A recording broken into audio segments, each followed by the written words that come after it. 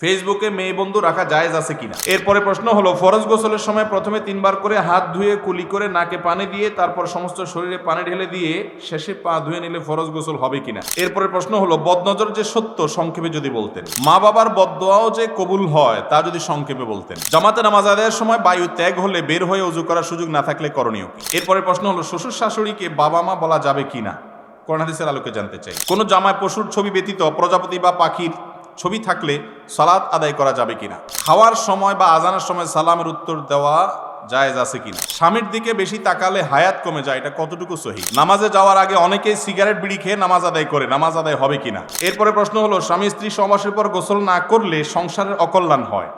অনেকে গোসল না করে ঘরের কিছু ধরতে না করেন, এ বিষয়ে ইসলাম কি বলে। মেয়েরা পর্দা করা ছবি ফেসবুকে দিতে পারবে কিনা। এরপরে প্রশ্ন হলো, আমি মেসে 3 জন হিন্দু বন্ধুর সাথে থাকি, তাদের সাথে একই পাত্রে খাবার খাওয়া ইফতারি করতে ইসলামের কোনো বাধা আছে কিনা। অনেক মহিলাই মাসিক অবস্থায় ঢালাওভাবে 7 দিন নামাজ পড়েন না। অনেকের ক্ষেত্রে দেখা যায় 5ম দিনে মাসিক বন্ধ হয়ে যায়, সেক্ষেত্রে কততম দিন থেকে সালাত আদায় করবেন। মুসাফার কোনো দোয়া আছে কিনা। এরপরে প্রশ্ন হলো, ট্যাটু না উঠিয়ে ওযু করলে ওযু হবে কিনা। খুবই গুরুত্বপূর্ণ একটা প্রশ্ন। আমাদের অনেক ভাইয়েরা অনেক বোনরা আজকাল শরীরে ট্যাটু উল্কি অঙ্কন করে। এই ট্যাটুগুলো লাগানোর পর অনেক সময় এগুলোকে আর রিমুভ করা বা দূর করার কোনো সুযোগ থাকে না। এই ট্যাটু অঙ্কন যে করে আর যে করায় দেয়, নবী করিম সাল্লাল্লাহু আলাইহি ওয়াসাল্লাম বলেছেন, লানাল্লাহুল ওয়াশিমাতা ওয়াল মুস্তাওশিমা। যে কারোর গায়ে ট্যাটু লাগায় দেয়, অঙ্কন করে দেয়, আর যার গায়ে লাগানো হলো, উভয়ের প্রতি আল্লাহর লানত এবং গজব বর্ষিত হয়। শয়তানের কিছু সূক্ষ্ম কাজ আছে, এগুলোর ভিতরে একটা হলো এই ট্যাটু। মানুষের শরীরে এগুলো যখন সেট হয়ে যায়, সে আল্লাহর রহমত থেকে অনেক দূরে সরে। বিশেষ করে অনেক প্রাণীর ছবি থাকে, অনেক সময় কারণ নাম লেখা থাকে, আজেবাজে জিনিস অঙ্কন করা থাকে। আপনার পশ্চিমা দেশের মানুষগুলোর গায়ে, বিভিন্ন ফুটবলারদের গায়ে আপনারা দেখেন এখানে ট্যাটু, হাঁটুতে ট্যাটু, গালে ট্যাটু, বুকে ট্যাটু, পুরো শরীরে অঙ্কন করে কি করে। আপনাদের কাছে কেমন লাগে জানি না, আমার দিকে তাকাইলে তো আমার কাছে বান্দর বান্দর মনে হয়। রুচি বলতে কিছু আছে। আল্লাহ তাআলা বলেছেন, লাকাদ খালাকনাল ইনসানা ফি আহসানি তাকওয়িম। মানুষকে আল্লাহ সবচেয়ে সুন্দর অবয়ব দিয়ে সৃষ্টি করেছেন। কিসের এর মধ্যে আঁকাআঁকি করে, ট্যাটু দিয়ে আস্ত শরীরটাকে অসুন্দর করে। বাংলাদেশে অনেক কোম্পানি বাইর হয়েছে, যুবকদেরকে ট্যাটু বেচা তাদের ব্যবসা জমানোর জন্য একটা মিথ্যা মাসআলা, ভুয়া মাসআলা তারা বের করছে। সেটা হলো, তারা বলে যে এই ট্যাটু লাগলে অজুতে কোনো অসুবিধা হবে না। ট্যাটু যদি শরীরে কেউ লাগায়, নিজের ত্বকের উপরে আলাদা আবরণ সৃষ্টি হলে সেখানে যতই পানি দেন আপনি, অজু হবে না। অনেক ভাইরা আছেন, অনেক বোনেরা আছেন, না বুঝা লাগাইছেন, এখন বলে হুজুর কি করব। দূর করারও কোনো সুযোগ নাই। অত্যন্ত ভয়াবহ ব্যাপার যে অজুই হবে না যদি আপনার চামড়ার উপরে আলাদা কি পড়ে যায়, স্তর বা আবরণ সৃষ্টি হয়ে যায়। তো এই জন্য এই সমস্ত ট্যাটু কোনো অবস্থাতে লাগানো যাবে না। শয়তান আমাদেরকে যে কত নিচে নামায়। পছন্দের কোনো মানুষের নাম লিখতে হবে, ট্যাটু অঙ্কন করতে হবে, বা বিভিন্ন আপনার ভূত প্রেত কি আপনার আজগুবি আজগুবি জিনিসপত্র এগুলো শরীরের মধ্যে আঁকতে হবে। এগুলো একেবারেই অরুচিকর, একেবারেই শরিয়া বিরোধী একটি কাজ। কোনো মুসলমানের সন্তান অন্তত এগুলো করতে পারে না। নবী করিম সাল্লাল্লাহু আলাইহি সাল্লাম বলেছেন, একটা সময় আসবে, ও আমার উম্মতরা, তোমরা তোমাদের পূর্বের যারা ধ্বংস হয়ে গেছে, আল্লাহর গজব প্রাপ্ত হয়ে গেছে, তাদেরই পিছে পিছে ঘুরবা, তারা যা করে তা করবা। শিবরান বিশিবরিন ওয়াজরাআন বিজরাইন, তারা 1 বিঘত গেলে তোমরা 1 বিঘত যাবা, তারা 1 হাত গেলে তোমরা 1 হাত যাবা। হুবহু তাদের অনুকরণ করবা। তারা হলো ইহুদি এবং খ্রিস্টান। আজকাল আমাদের যুবকরা নিজেদের, আমাদের স্বকীয়তা আছে, আমরা মুসলমান, আমরা এদেশে মানুষের কৃষ্টি আছে, কালচার আছে, সংস্কৃতি আছে। আমরা ভিনদেশীদের কালচার কৃষ্টিকে আমাদের এখানে আমদানি করার কোনো প্রয়োজন নাই। এত নিঃস্ব অসহায় মুসলমান না। ইসলামে কোনো কিছুর অভাব নাই। বিনোদন করবেন, আনন্দ করবেন, নিজের স্ত্রীকে ভালোবাসা পেশ করবেন, বৈধ প্রেম, বৈধ ভালোবাসা, হালাল ভালোবাসাতে আপনি এনজয় করবেন, সকল ব্যবস্থা আছে। আপনি তাদের সিস্টেম ধার করার দরকার নাই, ইসলামের মধ্যেই আছে। এজন্য এই ট্যাটু অঙ্কন করবেন না, খবরদার। শয়তান একবার ফাঁসায় ফেললে এরপর সারা জীবন কাঁদবেন, কাজ হবে না, ওইটা দূর করতে পারবেন না হয়তো। ফেসবুকে মেয়ে বন্ধু রাখা জায়েজ আছে কিনা। ফেসবুকে ফ্রেন্ড লিস্টে কোনো মেয়েকে বন্ধু হিসেবে রাখবেন কি না, এর উত্তর হলো, যদি কোনো মেয়ে বন্ধু আপনার ফেসবুকে অ্যাড করেন, তার সাথে চ্যাটিং করার সুযোগ তৈরি হবে, সে কমেন্ট করবে, সে লাইক করবে, তার আপনার পোস্টে সে লাভ রিয়্যাক্ট দিলে আপনার ভিতরে উতাল ফতাল শুরু হয়ে যাবে, এরকম আশঙ্কা যদি হয় তাহলে সেক্ষেত্রে ওই মেয়ে বন্ধু নিজের ফ্রেন্ড তালিকায় রাখা জায়েজ হবে না। আপনার চরিত্র নষ্ট হতে পারে, আপনার মাথা চিন্তার ভিতরে বাজে কল্পনা আসতে পারে, এরকম পথে আল্লাহ বলেছেন যেও না, ওয়ালা তাকরাবুজ জিনা, জিনার কাছেও যেও না। আপনি হয়তো বলতেছেন না কি আর হবে, আস্তে আস্তে আস্তে আস্তে ঠিকই অনেক কিছু হয়ে যাবে, ঈমান নষ্ট হবে, আমল নষ্ট হবে, আপনি খবরও রাখতে পারবেন না। আর যদি এরকম না হয়, আপনি চিনেন জানেন সিনিয়র কোনো মানুষ বা এমন মানুষ যে ফালতু কোনো মানুষ না, আপনি জানেন শুনেন বুঝেন, এবং তার সাথে আপনার বন্ধু তালিকায় থাকলে আপনার লেখা, আপনার বক্তব্য, আপনার ভালো ভালো পোস্ট সে দেখবে, তারটা আপনি দেখবেন, সেও ভালো মানুষ, এরকম উদ্দেশ্য থাকে এবং ফিতনার ভয় যদি না থাকে তাহলে সেক্ষেত্রে এটা জায়েজ আছে। মনে রাখবেন, ফিতনার আশঙ্কা যদি একটুও থাকে, একজন ঈমানদার তিনি নিজেকে কোনো অবস্থাতে অসতর্ক করবেন না, তিনি সবসময় সতর্ক করবেন। দুনিয়ার ব্যাপারে আমরা কোনো রিস্ক নেই না, কিন্তু আখিরাতের ব্যাপারে আসলে ইবলিস আমাদেরকে বলে আরে কি হবে, কিছু হবে না, দিনই বইন কোনো অসুবিধা নেই, এরকম বলে বলে ইবলিসে কি করে আমাদেরকে নিচের দিকে নামায়। খবরদার, ফেসবুকে মেয়েদের সাথে তাদের কোনো পোস্টে রিয়্যাক্ট করা, কমেন্ট করার ক্ষেত্রে ব্যক্তিগতভাবে আপনার মনের ভিতরে কোনো ফিতনা আসতে পারে এরকম কথা লিখবেন না, এবং তাদেরটাও অ্যাকসেপ্ট করবেন না। যদি কোনোটা একটু বেলাইন ভাব দেখেন, ওটাকে ব্লক লিস্টে পাঠিয়ে দিবেন, যদি ঈমান আমল ধরে রাখতে চান। চেষ্টা করবো তো ইনশাআল্লাহ। এরপরে প্রশ্ন হলো, ফরজ গোসলের সময় প্রথমে 3 বার করে হাত ধুয়ে কুলি করে নাকে পানি দিয়ে তারপর সমস্ত শরীরে পানি ঢেলে দিয়ে শেষে পা ধুয়ে নিলে ফরজ গোসল হবে কিনা? পুরা গোসল ফরজের পদ্ধতি চলে আসছে মাশাআল্লাহ। ফরজ গোসল আমরা কিভাবে করব, এ বিষয়ে আমরা অনেক আগে বারবার বলেছি, আবারও বলি যেহেতু প্রশ্ন করেছেন। ফরজ গোসলের জন্য প্রথম কাজ হলো, শরীর বা কাপড়ে যদি কোনো জায়গায় নাপাক লেগে থাকে, বীর্য বা কোনো নাপাক লেগে থাকে, তাহলে আগে প্রথমে সেটা ধুয়ে ফেলবেন। সেটা কি করতে হবে? আগে ওই জায়গাটা পুরাটা না, কাপড়ে কোন অংশে লাগছে ওইটাকে ধুয়ে ফেলবেন, শরীরে কোন অংশ লাগছে ওইটাকে ধুয়ে ফেলবেন, পরিষ্কার করে ফেলবেন। এটা হলো প্রথম কাজ। এরপরের কাজ হলো, অজু করতে যেভাবে 2 হাতের কবজি, কুলি, নাকে পানি, মুখ ধোয়া, হাত ধোয়া, মাথা মাসাই করা যতটুকু আছে এর দূর পরিমাণ করবেন, শুধু পাও ধোয়াটা বাকি রাখবেন।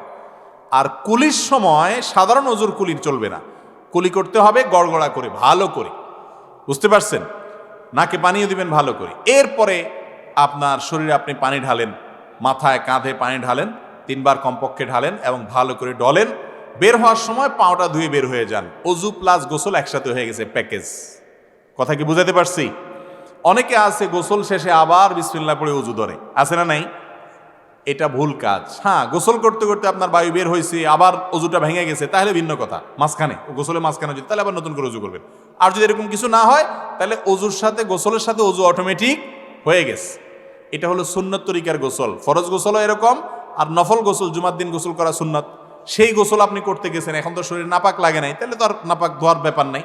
ডাইরেক্ট হাত মুখ ধুইয়া, কুলি করে, নাকে পানি দিয়া, মুখ ধুইয়া, হাত ধুইয়া, মাতামাসি করে, এরপরে পানি ঢাইলা অজু গোসল করে আসার সময় পাও দুটো ধুয়ে বের হয়ে চলে আসবেন, বাস গোসল হয়ে গেল।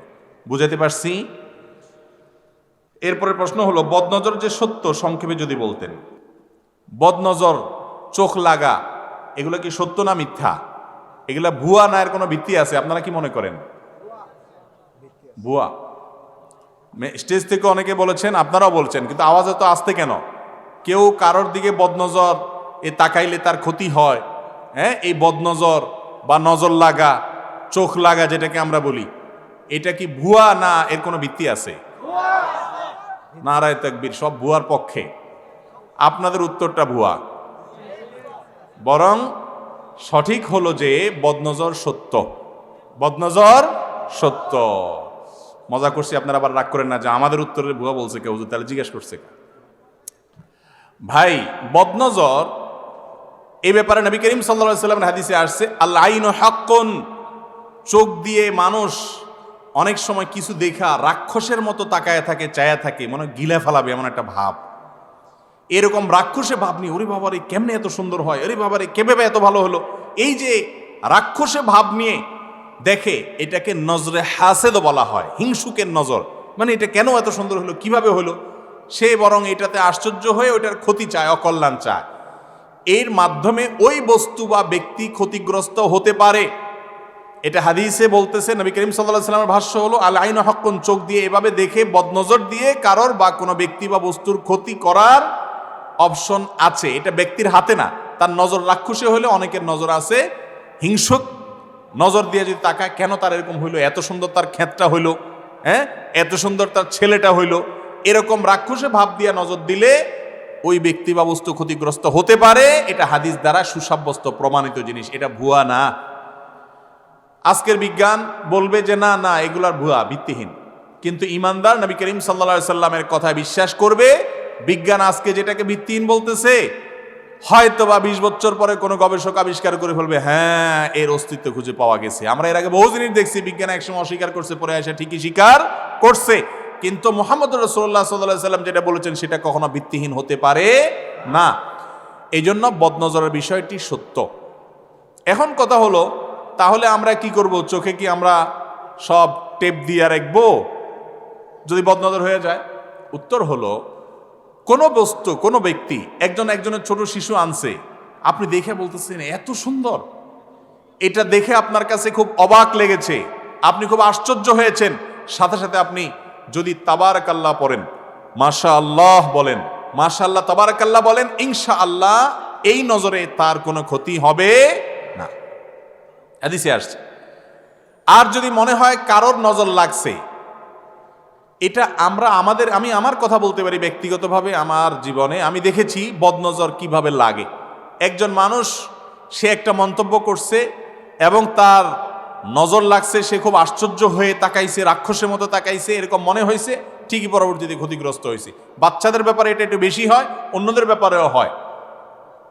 এই বদনজর যদি লেগে যায়, কথার কথা উনি আমার কোনো একটা জিনিস দেখা খুব বেশি অবাক হয়ে আশ্চর্য হয়ে রাক্ষসের মতো চায়া রইছে, নজরে হাসেদ বা হিংসুকের নজর দিয়া দেখছে, তখন এর মাধ্যমে যদি আমি ক্ষতিগ্রস্ত হই, কথার কথা আমার অসুখ হয়ে গেল, সুন্নাত হলো ওই ব্যক্তির কাছ থেকে পানি পড়া নেওয়া।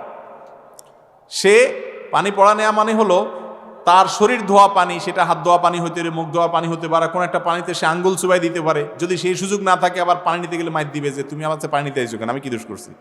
তাহলে সেক্ষেত্রে সেই যে জায়গা বসে ওই জায়গা মুছে ওইটা ধুইয়া সেই পানি ওই যার নজর লাগছে তার শরীরের উপরে ঢাইলা দিলে, গোসল করাই দিলেন, এতে বদনজর দূর হয়। এটাও হাদিস দ্বারা প্রমাণিত। অনেক কিছু আছে ইসলামের স্পিরিচুয়াল দিক, আধ্যাত্মিক দিক, যেগুলার বাহ্যিক কোনো কুলু আপনি খুঁজে পাবেন না, ঠিকই তার একটা বাস্তবতা আছে। সেই জিনিসগুলো কোরআন এবং হাদিস যেটাকে সমর্থন করেছেন সেটাই শুধু আমরা বিশ্বাস করব। তবে এরকম অনেক কুসংস্কার আছে যেগুলো শরীয়ত দ্বারা, কোরআন হাদিস দ্বারা প্রমাণিত নয়। কিন্তু বদনজরের বিষয়টা কি আছে? কোরআন হাদিস দ্বারা প্রমাণিত আছে। আমাদের দেশে মানুষ বদনজর থেকে বাঁচার জন্য বাচ্চাদের কপালে এখানে কালো টিপ দেয়, দেখছেন আপনারা? গলায় কাইতন লাগায়, হাতে কাইতন লাগায়, গিরাটিরা দেওয়ায়, এগুলা বুয়া। এগুলা করতে হাদিসে নির্দেশ আসে নাই। আপনি বাচ্চা এমনি সুন্দর দেখা যাওয়ার জন্য টিপ দেন, সেটা ভিন্ন কথা, জায়েজ আছে। কিন্তু টিপ দিছেন এই জন্য যে তাহলে মুখ লাগবে না, এটা ভুল। ক্ষেতের মধ্যে অনেকে দেখবেন যে ওই যে মাটির পাতিলের তলাতে কালি লাগাই দিয়া ঝুলায় রাখে, কেন জানে? বদনা না লাগে। কেন করে এটা? এই জন্য করে যে ক্ষেতের ফসল দেখা তার খুশি হয়ে আসে, রাক্ষসে ভাব নিয়ে তাকাবে, বদনজর দিবে, গিলে ফেলবে, খাই খাই ভাব নিয়ে তাকায় থাকবে, এটা যেন করতে না পারে। এই জন্য ওই পাতিলের তলায় কালি দিয়া, যে তুই কালি দেখ, কালি দেখলে আর তোর আশ্চর্য লাগবে কোত্থেকে, মুড নষ্ট হয়ে যাবে, বদনজর দিতে পারবে না। এ হলো আমাদের বুদ্ধি, কিন্তু এটা হাদিসে বলা হয় নাই। আরে ভাই, ওইটা সে দেখে মুড নষ্ট হবে, এরপর আপনার ধান খেতে ধান সুন্দর দেখে আবার সে আপনার এমন কথা বলতে পারে বা এমনভাবে তাকাইতে পারে যে বদনজর লেগে গেছে। এটা ভুল। অনেক সময় দেখা যায় হাড্ডি ঝুলায় রাখে, দেখছেন নি আপনারা? গরুর হাড্ডি, চোয়ালের হাড্ডি ঝুলায় রাখে যে বদনজর না লাগে। এগুলোর সব আমাদের মন গড়া। বদনজর সত্য ঠিক আছে, কিন্তু বদনজর লাগলে কি করবেন সেই পরামর্শ হাদিসে দেওয়া আছে। বুদ্ধি হলো আপনার খেতে মাশাআল্লাহ তাবারাকাল্লাহ লিখে ছোট ছোট কয়েকটা সাইনবোর্ড লাগাই দেন পুরা ক্ষেতের মধ্যে। যদি খেতে মানুষের বদনজর লাগবে বলে মনে হয়, এটা লাগাই দেন। এটা লাগাই দিলে ওই লোক যদি ওইটা পড়ে, তাহলে এরপরে সে যতই তাকাক বদনজর লাগবে না। কথা কি বুঝাতে পারছি? আল্লাহ তাআলা আমাদের তৌফিক দান করুন। আমরা অনেক সময় দেখা যায় নতুন গাড়ি কিনছি, হুজুর আইনা, আমরা অন টাইমে বিশ্বাসী সব, এখন লং টাইমে আমরা বিশ্বাসী না। হুজুর আনছে, হুজুর বসেন, খতম টতম পড়ে নতুন ট্রাক কিনছি, পয়সা দোয়া দরুদ করে দিয়ে যান, শেষ, আর বন্ধন লাগবে না, একবারে শেষ করে ফেলছি। না ভাই, এটা সিস্টেম না। ট্রাকের গায়ে মাশাআল্লাহ তাবারাকাল্লাহ লিখে দেন, এবং বদনজরকারী যাতে দেখে ওইটা একটু পড়ে, ওইটা একবার যদি সে পড়ে যতই তাকাক বদনজর লাগবে না। তাহলে বদনজরের বিষয় আমাদের পরিষ্কার হয়েছে তো ইনশাআল্লাহ। এরপরে প্রশ্ন হলো, মা বাবার বদদোয়াও যে কবুল হয় তা যদি সংক্ষেপে বলতেন। মা বাবার বদদোয়াও কবুল হয় কি? মা বাবার বদদোয়া তো সবচেয়ে বেশি কবুল হয়। যাদের দোয়া বেশি কবুল হয় তাদের বদদোয়াও বেশি কবুল হয়। মা বাবার দোয়া হলো পৃথিবীর সবচেয়ে পাওয়ারফুল দোয়া। পাওয়ারফুল দোয়া, যে দোয়াগুলো আল্লাহ তাআলা ফিরিয়ে দেন না, সেই দোয়াগুলোর মধ্যে শীর্ষস্থানে আছে মা বাবার দোয়া। সন্তানের জন্য যদি দোয়া করে, সেই মা বাবার সাথে যদি কেউ বদদোয়া বেয়াদবি করে, মা বাবার হক নষ্ট করে, মনে কষ্ট দেয়, আল্লাহর জমিনে এর চাইতে বড় কপাল পোড়া আর হতে পারে না। মা বাবা বদদোয়া দিয়া মুখ দিয়া কিচ্ছু বলা লাগবে না, অন্তর থেকে শুধু দুঃখ প্রকাশ করবে, ব্যথা পাইছেন সেটার কথা অন্তরে তার হাজির হবে, এতেই বদদোয়া লেগে যাবে। এই ছেলে দুনিয়াতে অনেক কিছু ঘটাতে পারে, এক সময় ঠিকই ওর অপদস্থ হতেই হবে। বালআম বাউরের ঘটনা আপনারা অনেকে জানেন, আমি এখন সেদিকে যাব না। অনেক বড় ইবাদত গুজার ছিল, অনেক বড় ইবাদত গুজার ছিল বনি ইসরাইলের যুগে। তার মা ডাক দিছে, পাত্তা দেয় নাই, ইবাদত বন্দেগীতে মশগুল আছে, মার কথার পাত্তা দেয় না, শুনছেও না শোনার ভান করে আছে। এই ব্যক্তিকে আল্লাহ রাব্বুল আলামিন পরবর্তীতে জেনার অপবাদ নিয়া, সারা সমাজের সবচেয়ে নেককার হিসাবে পরিচিত ছিল, অথচ জেনার অপবাদ নিয়া সে বেইজ্জত হয়েছে, লাঞ্ছিত হয়েছে, শুধুমাত্র ওই মায়ের সাথে বেয়াদবি করার কারণে। ডেঞ্জারাস একটা বিষয়। তাহলে বালআম বাউরের মা মনে কষ্ট পেয়েছেন, তার প্রভাবে যদি সে বড় ওলি, আবেদ, বুজুর্গ, নেককার, আল্লাহওয়ালা ছিল, সেই মানুষটা যদি লাঞ্ছিত, অপমানিত হয়ে জেনার অপবাদ নিয়ে সে শেষ হয়, বেইজ্জত হয়, তাহলে বোঝা গেল মা বাবার বদদোয়া লাগে না, লাগে না? ভাইরা আমার, রেদার রব্বে ফি রেদাল ওয়ালিদাইন, মা বাবা খুশি তো আল্লাহ খুশি। ওয়া সাখাতুর রব্বে ফি সাখাতিল ওয়ালিদাইন, মা বাবা নাখোশ তো আমার আল্লাহ নাখোশ। আল্লাহর ওয়াস্তে মা বাবাকে অসন্তুষ্ট করবেন না ভাইরা। হয়তো আপনার মা অশিক্ষিত, আপনার বাবা কিছু বোঝে না, হয়তো তাদের এত সেন্স টেন্স নাই, দু একটা ধমক দিলে কিছু বলবেও না, ভাইরে তারপরে এই কাজটা করবেন না। যেদিন হারিয়ে ফেলবেন, এরপরে হুজুরদের কাছে দৌড়াবেন, হুজুর মা বাপের হক নষ্ট করছি, এখন তো মারা গেছে, কি করবেন? রাস্তা রাস্তায় ঘুরবেন, আর কোনো সুযোগ সেরকম হয়তো থাকবে না। এই জন্য মা বাবার বদদোয়াটা খুবই ডেঞ্জারাস।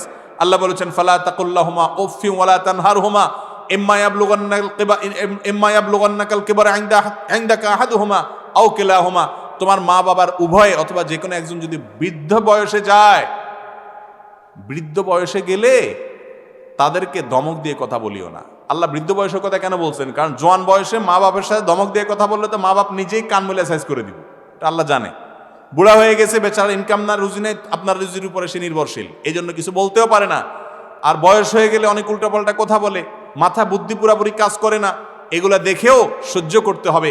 মা বাপ উল্টাপাল্টা করবে, কিন্তু বলা যাবে, শুধু সয়ে যেতে হবে যদি জান্নাত যেতে চান। চেষ্টা করবো তো ইনশাআল্লাহ। আল্লাহ তাআলা আমাদের তৌফিক দান করুন। জামাতে নামাজ আদায়ের সময় বায়ু ত্যাগ হলে বের হয়ে ওযু করার সুযোগ না থাকলে করণীয় কি? নামাজের জামাতে দাঁড়াইছেন, কাতারের মাঝখানে আছেন, ওযু ভেঙে গেছে, এখন এমন মুসল্লি গাদাগাদি করে দাঁড়াইছে, পিছনে 10-12 কাতার আছে, আপনি ভাঙ্গা শেষ পর্যন্ত ওযু করা কঠিন। এরকম যদি হয় তাহলে ওযু ভেঙে গেলে ওই অবস্থায় অপেক্ষা করবেন। বসা অবস্থায় ওযু গেছে, বসে থাকেন, দাঁড়ানো অবস্থায় গেছে, দাঁড়ায় থাকেন, এরপরে যখন সুযোগ পাবেন বের হবেন। আর যদি একটু একটু করে আস্তে আস্তে কাতারের ফাঁকে বের হয়ে যেতে পারেন, সেটা ভালো। কথা কি বুঝাতে পারছি? আমাদের দেশে মসজিদগুলোতে এই ব্যবস্থা রাখে না।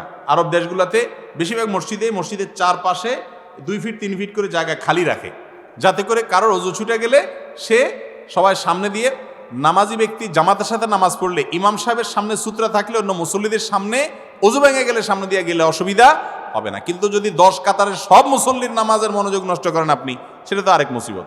এই জন্য এক কাতারের সামনে দিয়ে আস্তে করে যাই, আপনি রাস্তায় উঠে গেলেন, ওই রাস্তা দিয়ে চারবার দিয়ে হাঁটে হাঁটে আপনি বের হয়ে গেলেন। যদি বের হওয়ার কোনো সুযোগ না থাকে, ওই অবস্থা অপেক্ষা করবেন, বিনা ওযুতে নামাজ কন্টিনিউ করবেন না।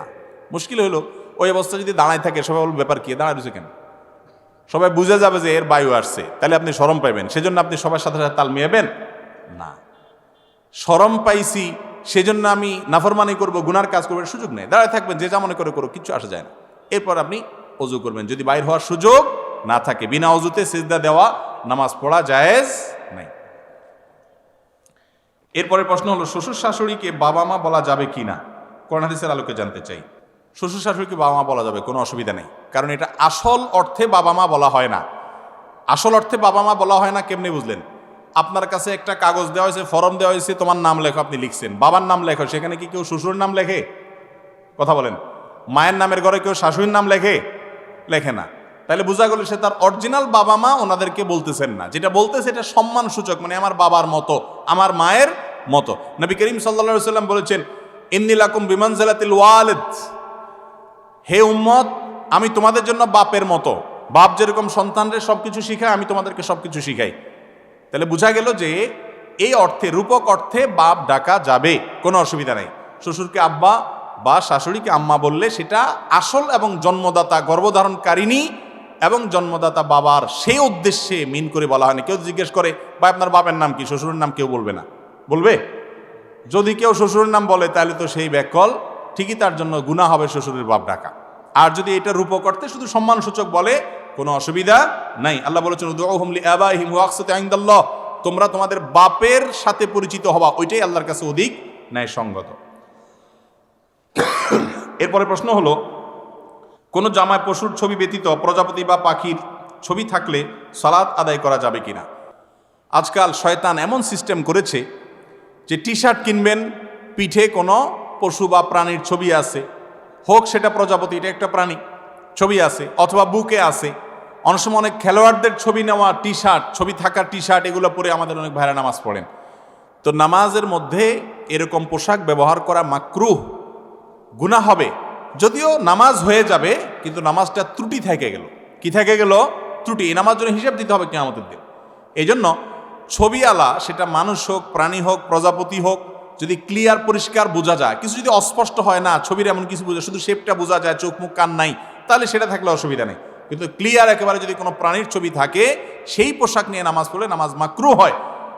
এর কারণে ছোট গুনাহ হয়, নামাজে কিছুটা ত্রুটি হয়ে যায়।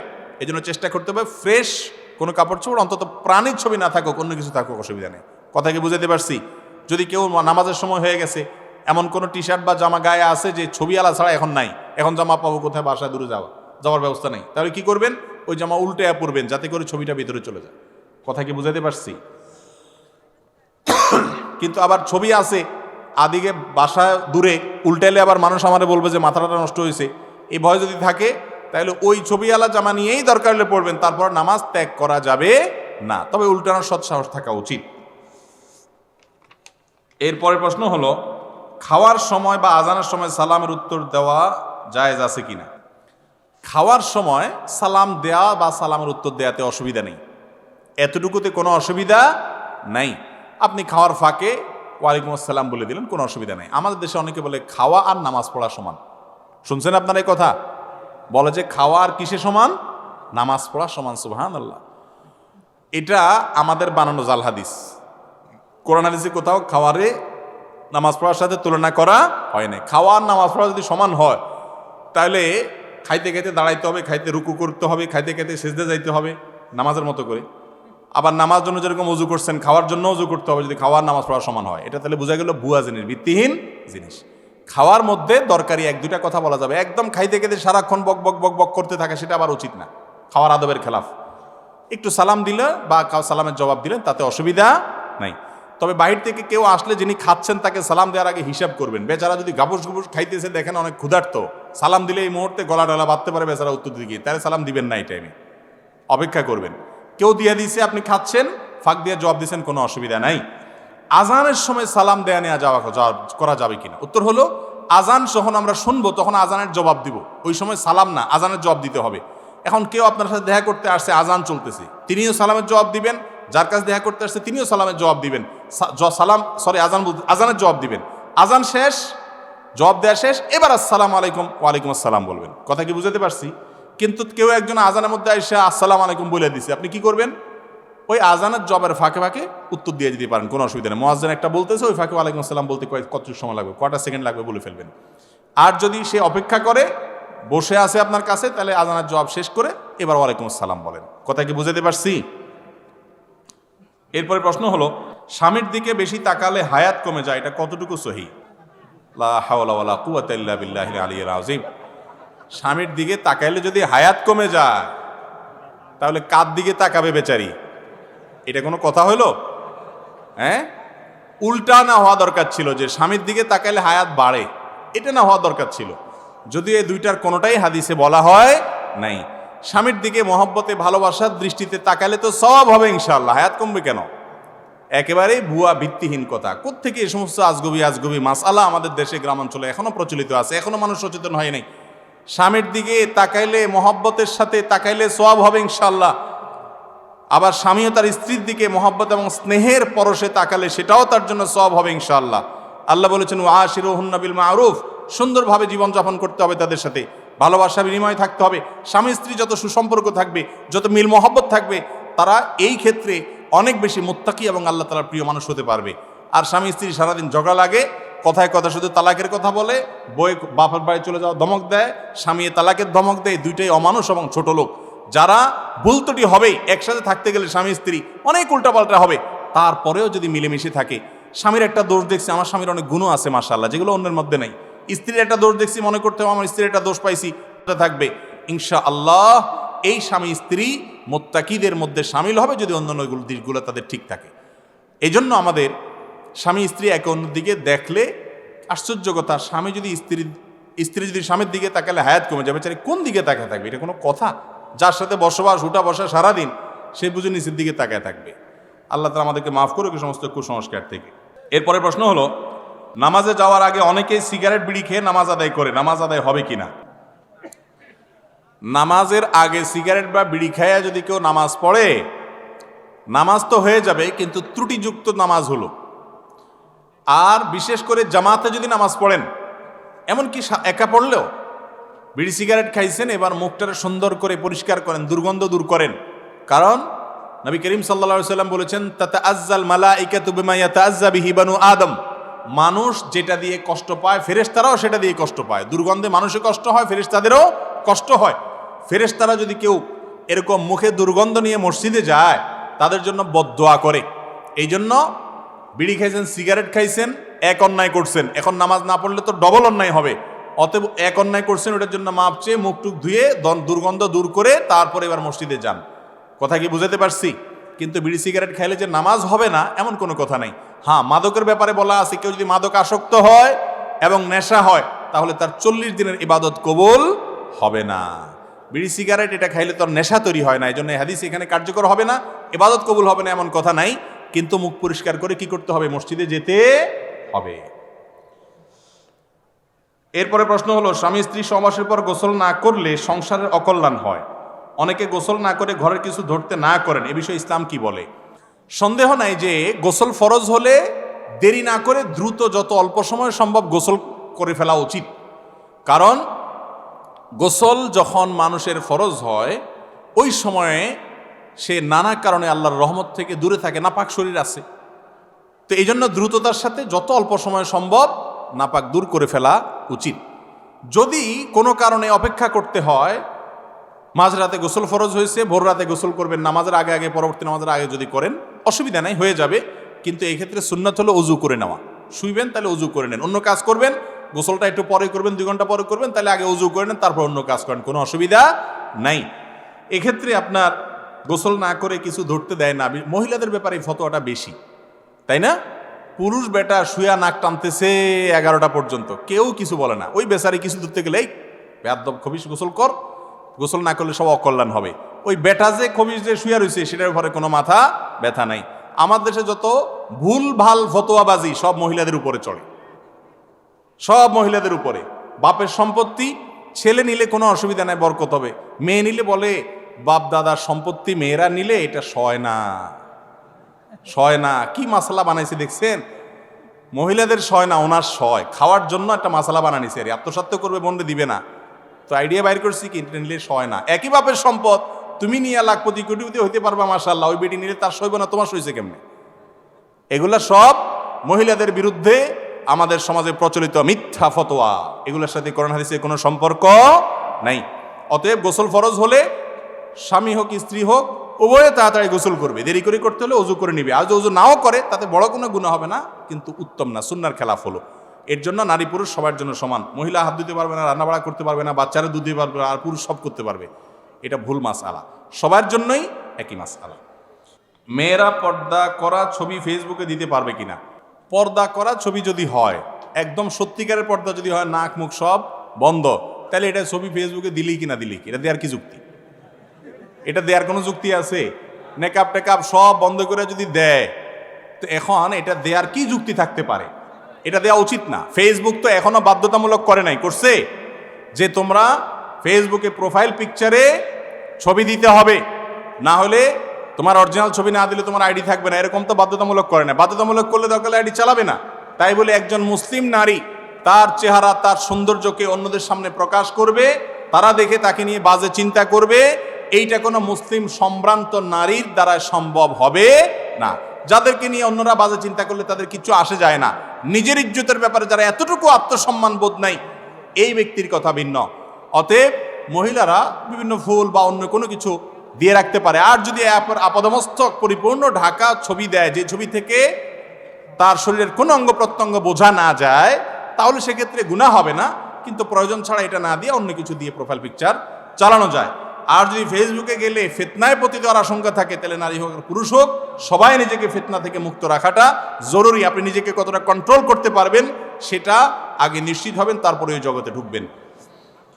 এরপরে প্রশ্ন হলো, আমি মেসে 3 জন হিন্দু বন্ধুর সাথে থাকি, তাদের সাথে একই পাত্রে খাবার খাওয়া, ইফতারি করতে ইসলামের কোনো বাধা আছে কিনা? অমুসলিমদের সাথে একই সাথে থাকলেন, একই সাথে খেলেন, এতে কোনো গুনাহ হবে না, তবে হালালটা খেতে হবে। হালাল খাবার যদি হয়, একই সাথে খাওয়াতে অসুবিধা নাই, একই সাথে বসবাস করাতে অসুবিধা নাই। কিন্তু অন্তরের অন্তঃস্থলে আল্লাহর প্রতি যে ব্যক্তি ঈমান আনে না, আল্লাহর সঙ্গে যে শিরক করে, তাকে কখনো অন্তরের গভীরে জায়গা দিয়ে পরম আপন বানানোর সুযোগ নেই। তবে হ্যাঁ, ইসলামের সৌন্দর্য যেন সে দেখতে পারে, তার কাছে প্রকাশ হয়, সেই জন্য আপনি ব্যবস্থা অবশ্যই গ্রহণ করতে পারেন, আন্তরিকতা দেখাতে পারেন, একসাথে থাকা, খাওয়া, লেনদেন এগুলো করতে পারেন। এরপরে প্রশ্ন হলো, অনেক মহিলাই মাসিক অবস্থায় ঢালাওভাবে 7 দিন নামাজ পড়েন না। অনেকের ক্ষেত্রে দেখা যায় 5ম দিনে মাসিক বন্ধ হয়ে যায়, সেক্ষেত্রে কততম দিন থেকে সালাত আদায় করবেন? এটা আমাদের অনেক মা বোনদের ভুল কাজ। মাসিক থেকে তিনি পবিত্র হয়ে গেছেন, অলসতা করতেছেন যে অমুক ওয়াক্ত থেকে শুরু করব। মাসিক থেকে পবিত্র হয়ে গেছেন মাগরিবের পরে সন্ধ্যায়, এখন এশার জন্য আবার গা গোসল ধোবে, কষ্ট লাগে, অলসতা লাগে, তো ঠিক আছে কালকে জোহর থেকে পড়বো। রাত্রে সুস্থ হয়ে গেছে, ফজর সময় আর করেন। অনেক মা বোনরা এই কাজটা করেন, ভয়াবহ অপরাধ। ইচ্ছাকৃত ঠান্ডা মাথায় আপনি ফরজ নামাজ ত্যাগ করছেন। যদি কারো মাসিক 5 দিনে বন্ধ হয়, তাহলে যেদিন বন্ধ হয়েছে, যে অক্ত বন্ধ হয়েছে, তার পর থেকে তিনি নামাজ পড়া শুরু করতে হবে। তিনি 7 দিনের জন্য অপেক্ষা করলে 2 দিনের নামাজ তরককারী হিসেবে গুনাহগার হবেন। ইচ্ছাকৃত ঠান্ডা মাথায় নামাজ তরক করা, এটা কুফরি, আল্লাহকে অস্বীকার করার শামিল। এই কাজ কোনো মুসলমান বোন বা ভাই কারোরই করা উচিত নয়। এরপরের প্রশ্ন হলো, খরগোশের গোশত খাওয়া কি জায়েজ আছে? খরগোশের গোশত খাওয়া জায়েজ আছে, এটাই প্রায় জমহুর সকল ইমামদের মত। নবী করিম সাল্লাল্লাহু আলাইহি সাল্লামের জন্য আনাস রাদিয়াল্লাহু তাআলা আনহু একটা খরগোশ শিকার করে আনছেন। শিকার করে আনার পর নবী করিম সাল্লাল্লাহু আলাইহি সাল্লাম সেখান থেকে খেয়েছেন। বোঝা গেল খরগোশের গোশত খাওয়া যাবে, যদি কেউ খেতে চায় খাবেন, আর যদি কারোর রুচিতে না কুলায় তিনি না খাইলে অসুবিধা নেই, এটা তার ব্যাপার। কিন্তু শরীয়ত যেটাকে হালাল করছে ওইটাকে হারাম করা যাবে না। রিমাতু হারিমু মা আহাল্লাল্লাহু লাক, এটা হালাল, আপনার মনে চাইলে আপনি নাও খেতে পারেন, কারণ মনে চাইলে তিনি খাবেন। মুসাফার কোনো দোয়া আছে কিনা? মুসাফা করার জন্য একটা দোয়ার কথা আবু দাউদে বর্ণিত হয়েছে, সে হাদিসের সনদকে কোনো কোনো মুহাদ্দিস যায়িফ বলেছেন, কিন্তু এ বিষয়ে আরও বিভিন্ন বর্ণনাকে একত্র করলে দেখা যায় যে মুসাফা করে আরেকজনের সাথে, এই মুসাফার সময় তারা একে অন্যের জন্য দোয়া করাটা, মাগফিরাতের দোয়া করাটা, এটা মুস্তাহাব, ভালো। ইয়াগফিরুল্লাহু লানা ওয়া লাকুম, আল্লাহ আমাদেরকে, তোমাদেরকে, আমাকেও তোমাকে মাফ করে দেখ, এইভাবে দোয়া করা যেতে পারে। মুসাফা 1 হাতে করার বিষয়ে হাদিস আছে, আবার 2 হাতে করার বিষয়ে হাদিস আছে। এটা নিয়ে আমাদের ভেজাল করার কিছু নাই যে একটাই শুদ্ধ আর একটা অশুদ্ধ, বরং দুইটাই হাদিস দ্বারা প্রমাণিত আছে। আর মুসাফার দোয়া এটা খুব শক্তিশালী, একেবারে সুস্পষ্ট, একেবারে বিশুদ্ধ কোনো হাদিস না থাকলেও বিষয়ে অনেকগুলো রেওয়ায়েত আছে, সবগুলো একত্র করলে আমলযোগ্য মনে হয়। অনেক উলামায়ে কেরাম আমলের পরামর্শ দিয়ে থাকেন। কিরে ভাই, প্রশ্ন তো এখনো আছে, দেখি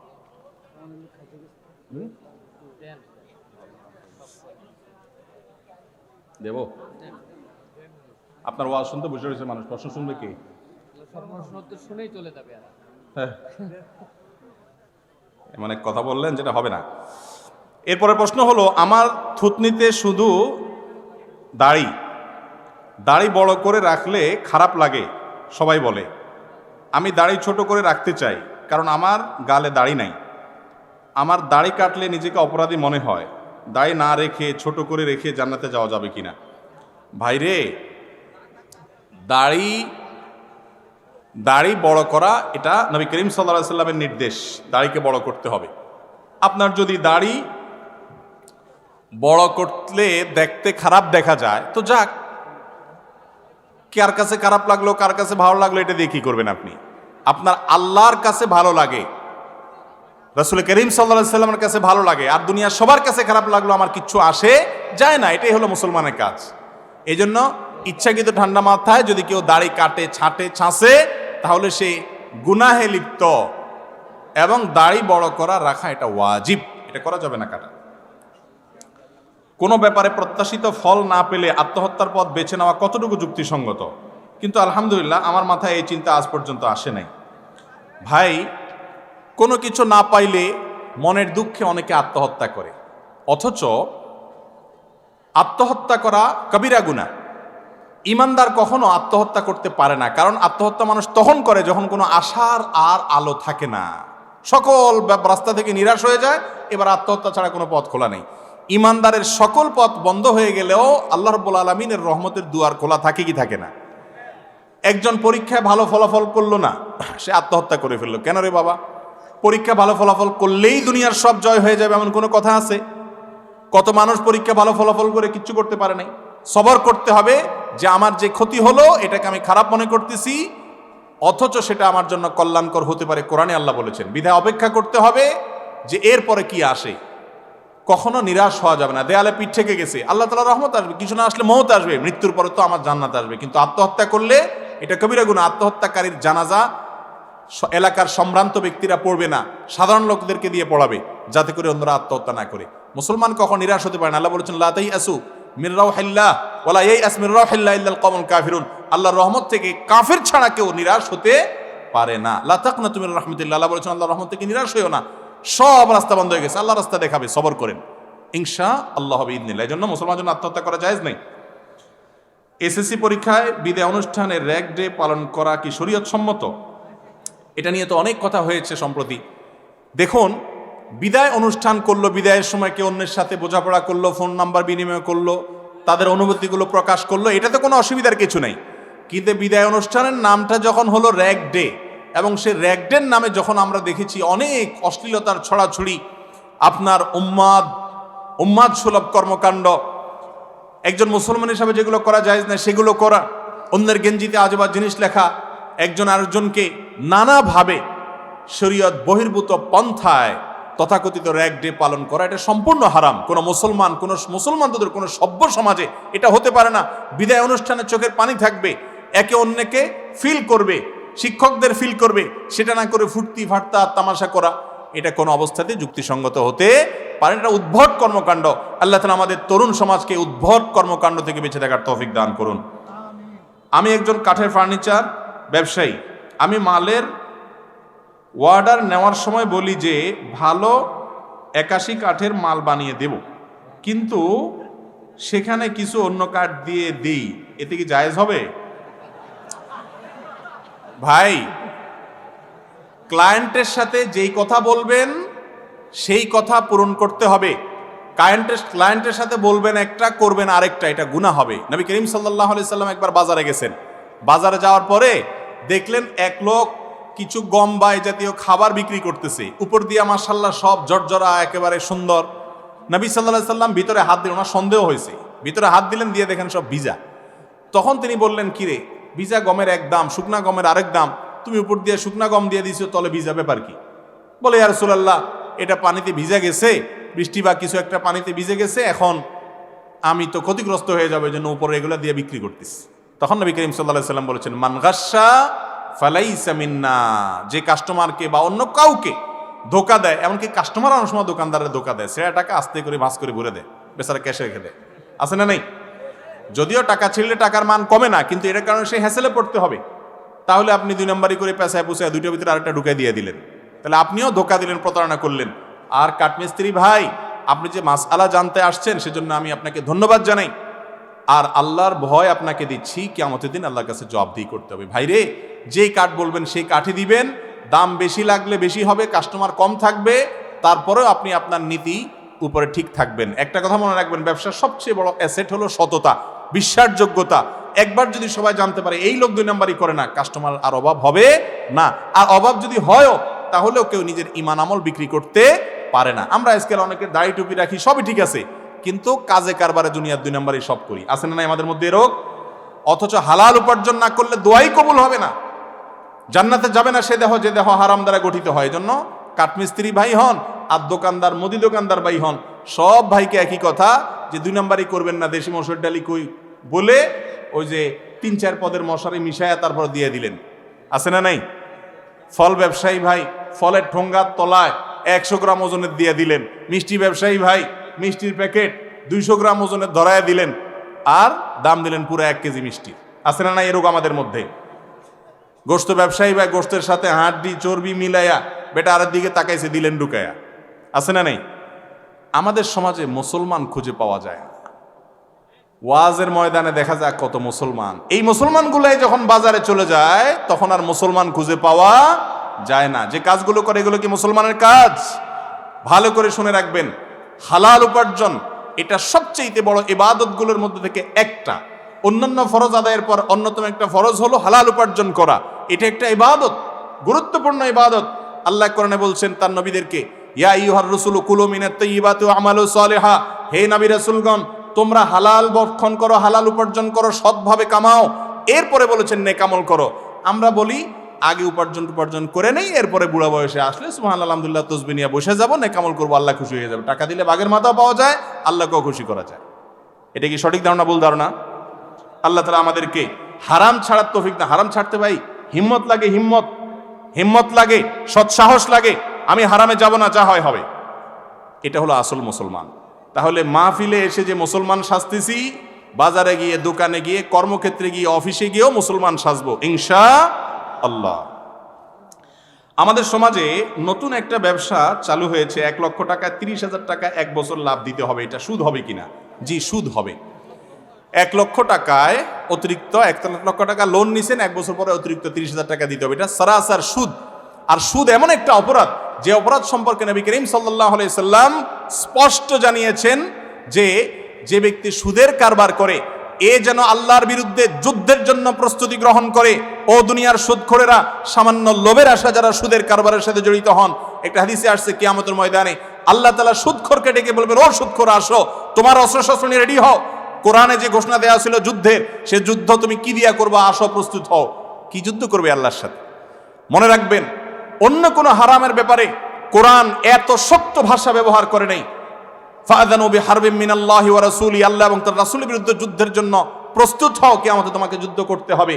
নবী করিম সাল্লাল্লাহু আলাইহি সাল্লাম বলেছেন, এই সুদের 70টা খারাপ দিক আছে, এর মধ্যে সবচেয়ে সাধারণ খারাপ দিকটা হলো নিজের মায়ের সাথে জেনা করার চাইতে ডেঞ্জারাস অপরাধ। আপনি চিন্তা করতে পারেন, সুদের অপরাধ এমন অপরাধ, এই অপরাধের শাস্তি কেমন হবে? আল্লাহ তাআলা তার নবীকে মেরাজে নিয়ে তার বাস্তব উদাহরণ দেখিয়েছেন। সুদখোর, তাকে এমন একটা জাহান্নামে নিক্ষেপ করা হবে, সেখানে সে হাবুডুবু খেতে থাকবে এবং পাথর নিক্ষেপ করা হবে তার মুখের উপরে, রক্তের নদীতে সে এরকম হাবুডুবু খেতে থাকবে।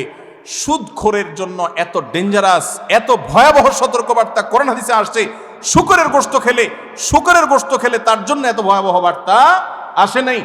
1 কেজি না, 1 মণ শুকরের গোশত খেয়ে ফেলেছেন, সে যতটা অপরাধ করেছে, সুদখোর যে সে তার চাইতে অনেক বড় অপরাধ করেছে। অথচ এটা ছাড়া আমাদের জীবনই এখন চলে না। গোটা পৃথিবী এই সিস্টেমের উপরে দাঁড়িয়ে আছে, সুদ ছাড়া কিছুই চলে না, সুদের লেনদেন ছাড়া কিছুই করা যায় না। ভাইরা আমার, একটা হাদিসে আসছে, নবী করিম সাল্লাল্লাহু আলাইহি সাল্লাম থেকে বর্ণিত হয়েছে, হাদিসের সনদ দিয়ে মুহাদ্দিসরা কেউ আপত্তি তুলেছেন। সেই হাদিসটি হলো যে কিয়ামতের আগে এমন একটা সময় আসবে, সবাই সুদের কারবারের সাথে জড়িয়ে যাবে, কেউ ইচ্ছাকৃত কেউ অনিচ্ছাকৃত, সিস্টেমটা এরকম হয়ে যাবে। তো আগে থেকে সেই পরিস্থিতি সৃষ্টি করার জন্য তারা দায়ী থাকবে যারা সুদের কারবারের সাথে জড়িত। এজন্য 1,30,000 অতিরিক্ত দিয়া আপনি লোন নিচ্ছেন, কারবার করে বড় হয়ে যাবেন, আপনার এই সম্পদে বরকত কখনো হবে না। ব্যাংক থেকে টাকা লোন নিয়ে ব্যবসা করা যাবে কিনা? টাকা লোন নিয়ে ব্যবসা করতে পারেন যে কারো কাছ থেকে, সেটা ব্যাংকের কাছ থেকেও নিতে পারেন হালাল উপায়ে। সুদি বা কনভেনশনাল ব্যাংকের সুদের ভিত্তিতে লোন নিলে সেটা হারাম হবে। বা ইসলামী ব্যাংকগুলো থেকেও যদি লোন নেন, শরিয়া পদ্ধতি কিভাবে হবে? আপনি লোন নিয়েছেন, কথার কথা হাউস লোন, তাহলে হাউজের জিনিসপত্র তারা কিনে আপনার কাছে বিক্রি করবে, সেটার দাম বাড়ায় নিবে, সেটা তারা কিস্তি করে নিবে।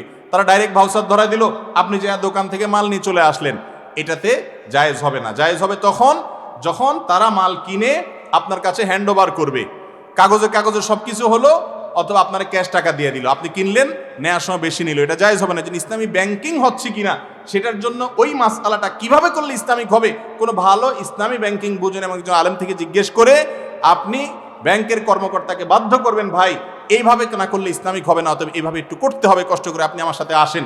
একটা জিনিস কিনছেন, কেনার পরে আমাকে হ্যান্ড ওভার করছেন, আপনি 10 টাকা দিয়ে কিনে আমার কাছে 15 টাকা নিয়েছেন, কোনো অসুবিধা নেই, ব্যবসা করছেন আপনি, আল্লাহ ব্যবসাকে কি করছেন, হালাল করেছেন।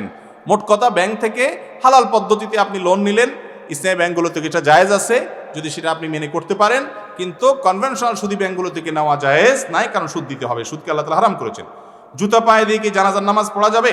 জানাজার নামাজ জুতা পায়ে দিয়ে পড়া যাবে যদি জুতাতে কোনো কি না থাকে, নাপাক না থাকে, তলায় যদি কোনো নাপাক না থাকে। আজকাল কোথায় এত নাপাক বিশ্বের শহর জীবনে, আলহামদুলিল্লাহ রাস্তাঘাট সব ক্লিন, আর যদি থাকেও অনেক দূর হাঁটতে হাঁটতে সেটা পরিষ্কার হয়ে যায়, যার কারণে জুতা পরে নামাজ পড়া যাবে। নবী করিম সাল্লাল্লাহু আলাইহি ওয়াসাল্লাম জুতা পরে অনেক সময় নামাজ পড়া তার থেকে সাবেত আছে, কিন্তু সেই জুতাগুলো অবশ্য যেগুলো পরে নর্মাল নামাজ পড়া যেত সেগুলো একটু সফট ছিল। আজকাল তো সব এমন শক্ত যে এগুলো দিয়ে ভালো করে রুকু সিজদা করা কঠিন। তো যাই হোক, জানাজা নামাজ জুতা পরা অবস্থায় পড়লে কোনো অসুবিধা নাই, যদি নাপাক না থাকে। নাপাক থাকার আশঙ্কা থাকলে খুলে তখন দাঁড়াইলেন। আমাদের দেশে দেখা যায় গণহারে সবাই খোলে এবং খোলা বাধ্যতামূলক করে, মনে হয় যে জুতা খোলা ছাড়া কি হবে না, জানাজা হবে না।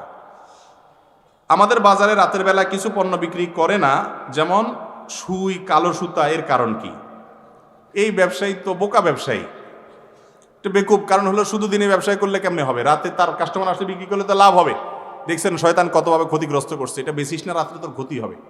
বেচারা বেচা হলো না, দুনিয়া আখেরাত সবই গেল, কুসংস্কারে বিশ্বাস করে ইমান আমল নষ্ট হলো, আর জিনিসটা বেচা হলো না, কাস্টমার হারাইলো, লাভ কম হইলো। এরকম কোনো কথা নাই যে এটা রাত বেচা যাবে, দিনে বেচা যাবে না, এগুলো সব আমাদের মন গড়া কথাবার্তা। সুই, সুতা বা সব কিছুই দিনেও বেচা যাবে, রাতেও বেচা যাবে। এই বেচা কেনার ক্ষেত্রে অনেক ফালতু ফালতু কথা আছে, এগুলো কারা যে রটাইছে আল্লাহ জানে। আপনার ওই যে কাফনে কাপড় মুলামুলি করা যাবে না, তাহলে তো কাপনে কাপড় ব্যবসা করলে ভালো, যা ধরবো বেচারা কিনতে বাধ্য, মুলামুলি করতে পারবে না। এগুলো সব ভুয়া জিনিস। ডাকডোল এবং মিছিল করে ঈদে মিলাদুন্নবী পালন করা যাবে কিনা? যে নবীর জন্মই হয়েছে বাদ্যযন্ত্র থেকে উম্মাকে মুক্ত করার জন্য, তিনি বলেছেন বুইস্তু লিআকসিরাল মাজামির, আমি বাদ্যযন্ত্র এগুলোকে ভাঙার জন্য এসেছি, অর্থাৎ তোমাদের হাত থেকে সরার জন্য এসেছি, আরেকজনটা নিয়ে ভেঙে দেওয়া না। বুখারীর হাদিসে আসছে, তিনি বলেছেন আমার উম্মত একটা সময় আসবে, কিছু মানুষ তারা 4টা হারামকে হালাল মনে করবে, এর ভিতরে একটা হলো আল মাআজিব, বাদ্যযন্ত্র। যেই বাদ্যযন্ত্রের বিরুদ্ধে নবী করিম সাল্লাল্লাহু আলাইহি ওয়াসাল্লাম এত শক্ত শক্ত কথা আছে, সূরা লোকমান আয়াত নম্বর 6 এর তাফসীর প্রসঙ্গে ইবনে আব্বাস রাদিয়াল্লাহু আনহু সহ বড় মুফাসসিররা বলেছেন যে এখানে এই হারাম গান, বাদ্যযন্ত্রের কথা বলা হয়েছে, যেখানে বাদ্যযন্ত্রের যোগ আছে, সংযোগ আছে। তো নবীজির আপনার জন্মদিবস পালন করবেন, যদিও জন্মদিবসটাই আসছে, এর ইতিহাস অনেক বড় এবং অনেক খারাপ, সেটা ইনশাল্লাহ ভিন্ন কোনো এক সময় বলবো। শুধু এটুকু বলি যে নবীজির শানে কোনো কিছু করতে চান, সেখানে বাদ্যযন্ত্র ব্যবহার করতেছেন, এটা হলো নবীজির হুকুমকে লঙ্ঘন করে তাকে সম্মান দেখাতে যাওয়ার মতো একটা ভুল কাজ। লাশের খাটিয়া নিয়ে 40 কদম দেওয়া, দাফন শেষে চারকুল পড়া সুন্নত নাকি বিদআত, দয়া করে জানাবেন। লাশ নেওয়ার সময় 10 কদম পর পর কাঁধ পরিবর্তন করা, না 40 কদম পর পর, এগুলোর কোনো নির্দেশ কোন হাদিসে নেই। যে 4 জন কাঁধে নিছেন তারা একসাথে টেনে নিয়ে যেতে পারেন, কারোর অসুবিধা হলে চেঞ্জ করতে পারেন, এটা তাদের ব্যাপার। কদম গুনে এরপরে চেঞ্জ করতে হবে এমন কোনো কথা হাদিসে বর্ণিত হয়নি। আর দাফন করার পর চারকুল পড়তে হবে, এটাও হাদিসে বর্ণিত হয়নি। যেটা বর্ণিত হচ্ছে সেটা হলো কেউ মারা গেলে নবী করিম সাল্লাল্লাহু আলাইহি ওয়াসাল্লাম বলেছেন সালু লি আখিকুম আস-সুবাত আও কামা ক্বালা আলাইহিস সালাম, যার অর্থ হলো তোমাদের ভাই যাকে তোমরা দাফন করলা, দাফন করার পর কবর দেওয়ার পর এবার তোমরা আল্লাহর জন্য আল্লাহর কাছে দোয়া করে কিবলার দিকে হাত তুলে, আল্লাহ তাকে দুনিয়াতে যেরকম সে ইমানদার ছিল, আখিরাতে এখন সওয়াল জবাবের মধ্যে ইমানদার যেন থাকে, এই দোয়াটা তার জন্য করো। এই দোয়াটা আবার সম্মিলিত না, প্রত্যেকে যার যার মতো করবে, এটাই সুন্নাহ।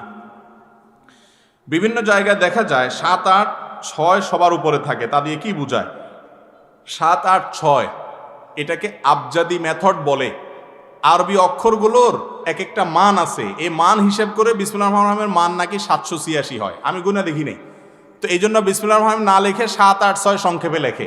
ওই তাবিজ আলারা যেরকম তাবিজের মধ্যে কতগুলো নাম্বার দেয় শুধুমাত্র, দেখছেন সাংকেতিক, একই পদ্ধতিতে, এটা জায়েজ নাই। মুসলমান প্রত্যেকটা কাজ শুরু করবে বিসমিল্লাহ দিয়ে। নবী করিম সাল্লাল্লাহু আলাইহি ওয়াসাল্লাম বলেছেন, কুল্লু আমরিন যিবাল লাম ইবদা বিসমিল্লাহ ফাহুয়া আবতার ওয়া ফি রিওয়ায়াতিন ফাহুয়া আকতা। কোন কাজ গুরুত্বপূর্ণ বিসমিল্লাহ ছাড়া করলে সেটা অপূর্ণাঙ্গ থাকে, বিসমিল্লাহ পড়তেই হবে। বিসমিল্লাহ পড়ার জায়গায় 786 বললে হবে না। তাহলে তো আমরা নামাজে আর এত কষ্ট করে 30 পারা কোরআন খতম দিতে হাফেজরা রমজান এত কষ্ট করে কেন? এভাবে হিসাব নিকাশ করে 786, 882, 201, 303 বলে বলে সূরাগুলার শুধু সংকেত বললে 2 মিনিটে কোরআন খতম হয়ে যাবে।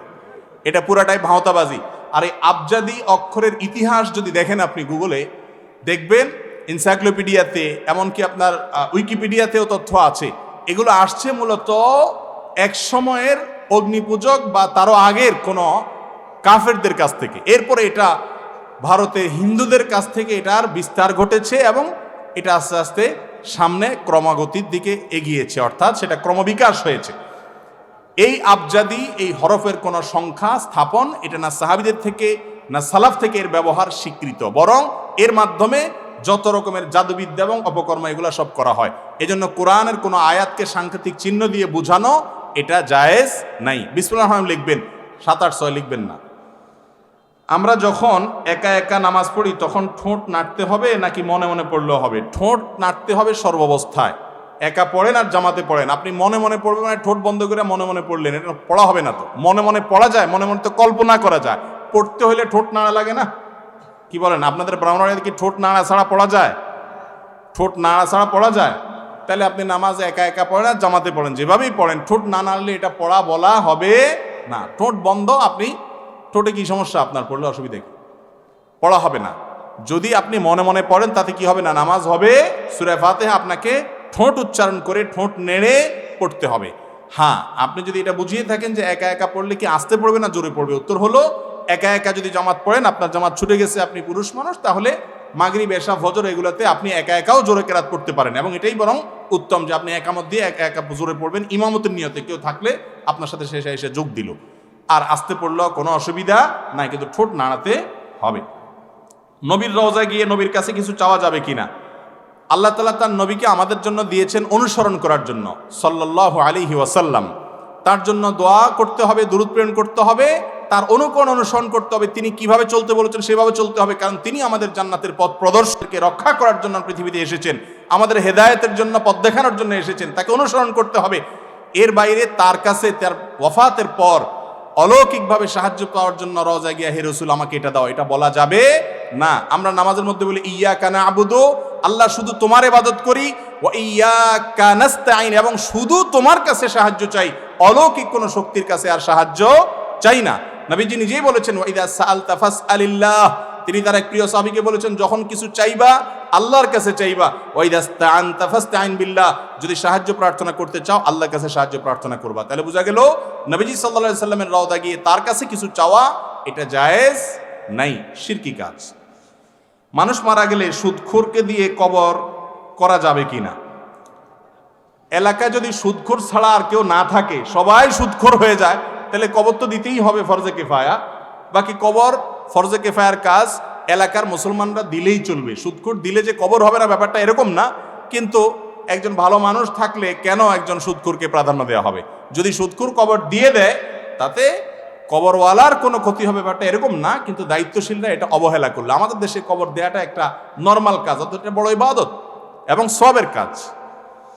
চন্দ্রগ্রহণ বা সূর্যগ্রহণের সময় মহিলারা সোজা হয়ে থাকে, কিছু কাটাকাটি করলে সমস্যা হয়, এটা কি সঠিক কিনা? এটা কোনো কথা হলো? এই যে কয়দিন আগে চন্দ্রগ্রহণ হয়েছে, অনেক দীর্ঘ সময় ধরে, এই পুরো টাইম ধরে বেটিটা সোজা হয়ে থাকবে, এটা কোনো কথা?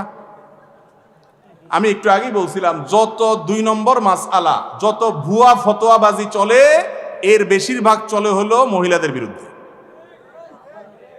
চন্দ্রগ্রহণের সময় তুমি পুরুষ চান্দ সব করতে পারবা, হ্যাঁ?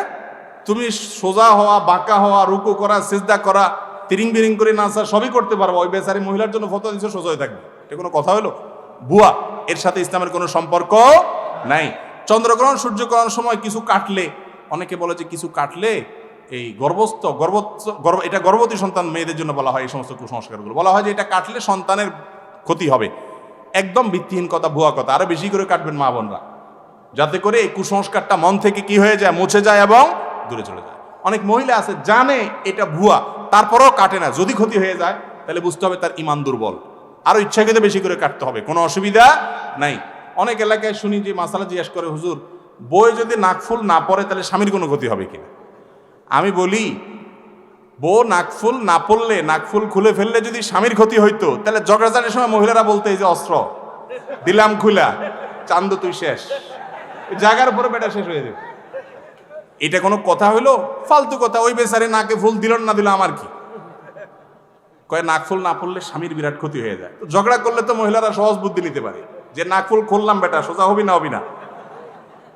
এটা সম্পূর্ণ ভিত্তিহীন, যে ভুয়া, এখান থেকেই বোঝা যায়। মহিলাদের ব্যাপারে যত সব 2 নম্বর ফতোয়া, ভুলভাল ফতোয়া দিয়ে আমরা পুরুষরা মাতবরি করি। আল্লাহ আমাদেরকে হেদায়েত দান করুক। তাহলে চন্দ্রগ্রহণ সূর্যগ্রহণের সময় মহিলারা কোনো কিছু, গর্ভবতী মহিলারা কোনো কিছু কাটাকাটি করলে, বসলে শুইলে কোনো অসুবিধা নেই। অফিস আদালত, কোর্ট বা কাছারি করে বেতন মাসিক যেমন 20,000 টাকা পায়, এক মাসে প্রতিদিন বেতনের বাইরে যে টাকা মানুষের কাছ থেকে নেয়, এটা কি হালাল হবে? কোর্ট কাছারিতে চাকরি করলে একটু উপরি দেয়, জিগান লাগে। এই মাসালাটা জিগান লাগে এই জন্য যে অনেকে মনে করে আমি তো ঘুষ খাই না, এমনি খুশি হয়ে আমি পেশকারি করি, আমার সবাই এমনি দেখো ভাই এমনি দিছি, খুশি হয়ে দিছি, চা খাইয়ে দিছি। তো এইরকম যদি দেয় সেটা হালাল হবে না। এটা আইনমন্ত্রীর, মাননীয় আইনমন্ত্রীর এলাকা, সেজন্য কি মাসালা ভিন্ন হবে ভাই? একই মাসালা হবে সবার জন্য। যেটা হালাল সবার জন্য হালাল, যেটা হারাম সবার জন্য হারাম। যারা চাকরি করেন, এই প্রশ্নটা শেখ বলছেন, এটা আবার প্রশ্ন করা লাগে। হ্যাঁ, এটা করা লাগে এই জন্য যে যারা চাকরি করেন তাদেরকে শয়তান বুঝায় হারাম খাওয়ায় কেমনে। বলে যে তুমি তো চাও নাই, তুমি তো চাও নাই, এমনি দিছে, যাহা আসে সাদিয়া তার নাম হাদিয়া, তোমার কাছে সেদে সেদে আসছে, এটা হাদিয়া, অসুবিধা কি? তাহলে একটা গল্প শুনেন। বুখারীতে আসছে, নবী করিম সাল্লাল্লাহু আলাইহি সাল্লাম এক লোককে নিয়োগ দিয়েছেন জাকাত কালেকশন করার জন্য। সে সারা এলাকার জাকাত কালেকশন করে আইনা ফালায়া বলতেছে, ইয়া রাসূলুল্লাহ, এই নেন আপনার জাকাত, এগুলা রাষ্ট্রীয় কোষাগারের সম্পদ, জাকাত আনছি, আপনি গরিবদের জন্য বন্টন করেন। আর এখানে যেগুলো আছে এগুলো আমাকে মানুষ এমনি দিছে, জাকাত আনতে গেছি আর আমাকে উপরে দিছে, বলে আমরা খুশি হয়ে দিলাম। নবী করিম সাল্লাল্লাহু আলাইহি সাল্লাম বলেন, এই মিয়া, তুমি তোমার বাসায় থাকলে, বাড়িতে পড়ে থাকলে তোমার কেউ দিয়ে আসতো? তাহলে এখন কেন দিস? তুমি চাকরি করো সেজন্য দিস, ওইটাও তুমি রাষ্ট্রীয় কোষাগারে জমা দাও, এটা তোমার জন্য নেওয়া জায়েজ নাই। অতএব যারা চাকরি করেন, সরকারি চাকরি করেন, বেসরকারি চাকরি, আপনার দায়িত্ব পালন করার পর ক্লায়েন্ট আপনাকে কিছু দিলে আপনি নেবেন না। কেন দিবেন আপনি আমাকে? আপনারা এত হাদিয়া দেয়, আমি তো রাস্তা পাশ দিয়ে ঘুরে গেলে কই আমার দেয় না, রিক্সাওয়ালারে 5 টাকার জন্য থাপ্পড় চপ্পড় দিতে যায়, আর আপনারা সাথে সাথে 200 টাকা ভরে। কাহিনী কি? বোঝা গেল এটা ঘুষ, বলে হোক না বলে হোক, ঠিক না? ঠিক। অতএব হালাল উপার্জন করতে হবে, হারাম কাজ করা যাবে না। হালাল উপর থাকলে আল্লাহ তাআলা বরকত দিবে ইনশাআল্লাহ। হারাম খাবেন, সন্তানরা হারাম সম্পদ দিয়ে তাদের দেহ গঠন করবেন, এই সন্তানরা আপনার জাহান্নামে যাওয়ার কারণ হবে। খবরদার, হারামে আরাম নাই, হালাল খাবেন, সম্পদ বেশি করতে পারবেন না। মনের শান্তিটা বড় শান্তি। মনের শান্তি হবে যে আমি সৎ, আর আশেপাশে সব বাড়ি গাড়ি করে ফেলছে, সব 2 নম্বর চোর ডাকাইত, আল্লাহ তাআলা আমাকে হক রাখছেন। চেষ্টা করবো তো ইনশাআল্লাহ। এর জন্য কলিজার আগে কলিজা, যে আমি হারাম নেব না। শরীর বা কাপড়ে একটু জায়গা নাপাক লাগলে কি গোসল করতে হবে, নাকি নাপাক জায়গা ধুতে হবে? শরীরের কোনো এক জায়গা নাপাক লাগলে অনেকে পুরো কাপড় চেঞ্জ করাটা জরুরি মনে করে। মা বোনরা বাচ্চা কোলে নিচে একটু পেশাব করছে, যে জায়গা পেশাব করছে ওই জায়গাটা আলাদা করে ধুয়ে ফেললে পাক হয়ে গেল, কোনো অসুবিধা নেই। পুরো কাপড় তো আর লাগে নাই, যে জায়গা লাগছে শুধু ওইটুকু। শরীরে কোথাও নাপাক লাগছে, যেখানে লাগছে সেটা ধুয়ে ফেললে কি হয়ে যাবে? পাক হয়ে যাবে। গোটা শরীর ধুইতে হবে, গোসল করতে হবে কোনো বাদ। অনেক সময় দেখা যায় মহিলারা এত কঠিন বানায় ফেলছে ইসলামকে, নিজের জন্য কষ্ট হয়। বাচ্চা পেশাব করছে গোসল করে না, বাচ্চা পেশাব করলে গোসল করার জন্য তো যে জায়গা পেশাব করছে ওইটুকু জায়গা ধুয়ে ফেললে পাক হয়ে যাবে। ব্যাংকে টাকা জমা রাখলে যে লাভ আসে তার শরীর বিধান কি? ব্যাংকে টাকা জমা রাখলে শুধু ব্যাংকগুলোতে যে লাভ আসে সেটা তো হারাম, এই জন্য সেখানে জমা রাখাও জায়েজ নাই। আর ইসলামী ব্যাংকগুলো যে লাভ দেয় সেটা অনেক ক্ষেত্রে সংশয়পূর্ণ হওয়ার কারণে সেটাও নিজে না খায় কোনো গরিব দুঃখীকে দান করে দেওয়াটা উত্তম। যদি কেউ খায় সরাসরি হারাম খাইছে, এটা বলা জটিল। এটাকে বলা হয় হলো শুবহাত। হালাল এবং হারাম দুটো স্পষ্ট, আর মাঝখানে কিছু থাকে সংশয়পূর্ণ। এই সংশয় থেকে বেঁচে থাকাটাই হলো তাকওয়ার দাবি, হাদিসে সেটি বর্ণিত হয়েছে। কেউ যদি দান করে এবং দান করার পর যদি এটা নিয়ে আবার খোঁটা দেয় তাহলে কি হবে? দান করার পর, উপকার করার পর খোঁটা দেওয়ার বদভ্যাস আমাদের অনেকের মধ্যে আছে। ভালো করে শুনে রাখেন, আল্লাহ বলেছেন লা তুবতিলু সাদাকাতিকুম বিল মান্নি ওয়াল আযা, তোমরা দান করার পর খোঁটা দিয়ে, যাকে দান করেছো তাকে কষ্ট দিয়ে, এটা কথা বলে বলে বারবার কষ্ট দিয়ে তোমাদের দানকে নষ্ট করে দিবা না। বোঝা গেল যে খোঁটা দিলে দান নষ্ট হয়ে যায়, এটা সওয়াব পাওয়া যায় না। আর নবী আল্লাহ রাব্বুল আলামিন কোরআনে কারীমে আরো বলেছেন ইমানদার এবং নেককার এদের বৈশিষ্ট্য কি? এদের বৈশিষ্ট্য হলো তারা ওয়া ইউতঈমুনা আত-তুআমা আলা হুব্বিহি মিসকিনা ওয়া ইয়াতীমা ওয়া আসীরা, আল্লাহর মহব্বতে মানুষকে, অভাবী লোককে, বন্দীদেরকে দান সদকা করে এবং তারা বলে লা নুরিদু মিনকুম জাযাআন ওয়ালা শুকুরা, ও ভাই তোমাকে যে দান করছি তোমার থেকে আমি থ্যাঙ্কসও আশা করি না, কৃতজ্ঞতাও আশা করি না, বিনিময় তো দূরের কথা। তাইলে কেউ আপনার উপকার পাইছে, অনেক উপকার করছেন, তার জীবনে সে একটু স্বীকৃতিও দেয় না, আপনারা চেনেও না, তাতে আপনার মনে কষ্ট যেন না হয়, কারণ তার চেনার দরকার নাই তো, আমি যার থেকে সব পাওয়ার জন্য দিছি তিনি দিলেই হবে, ওর কাছ থেকে কিছু পাওয়ার ফিডব্যাকের আশা আমি দেই নাই। আজকাল এই রোগটা আমাদের ভিতরে ব্যাপক আকারে হয়েছে। দান করে দিয়েছেন, শেষ, কাকে দান করছেন সে আমার স্বীকৃতিও দিল না, সে স্বীকার করে না, সে গুনাহগার হয়েছে, সেটা ভিন্ন কথা। আপনি তার কাছ থেকে থ্যাংক ইউ আশা করতে যাবেন না, আমি আশা করবো শুধু আল্লাহর কাছ থেকে, তাহলে ইনশাআল্লাহ সে দান কবুল হবে। আল্লাহ তাআলা আমাদেরকে বুঝার তৌফিক দান করুন।